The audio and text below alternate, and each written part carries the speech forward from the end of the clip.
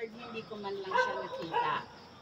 Nagkasakit ako, nagkaroon ako ng depression at nag-lost connect ang aking utak. Nawala ako sa aking sarili, but it's not saying na nabaliw ako. Nakalimutan ko ang buong pamilya ko. Pero hindi nawala ng pag-asa ang aking partner. Lagi siyang nananalangin na bumalik ako sa dating ako. Halos 1 taon akong naging alagain ng aking asawa. At hindi nawala ang kanyang pananalig sa Panginoon dahil bumalik ako sa dati. At nung bumalik naman ako sa dati, nalungko naman ako, hindi na ako nakatayo. Dahil sa pag-atake ng high blood sa akin.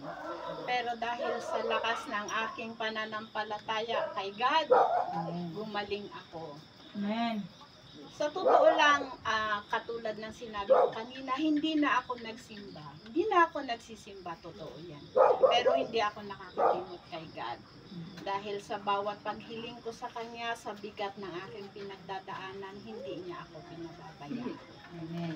At sana tayo, kahit anong pagsubok ang dumating sa ating buhay, maging mabigat man ito o maging maginhawa sa ating buhay, wag natin laging kalilimutan ang nasa taas para magpasalamat sa Kanya.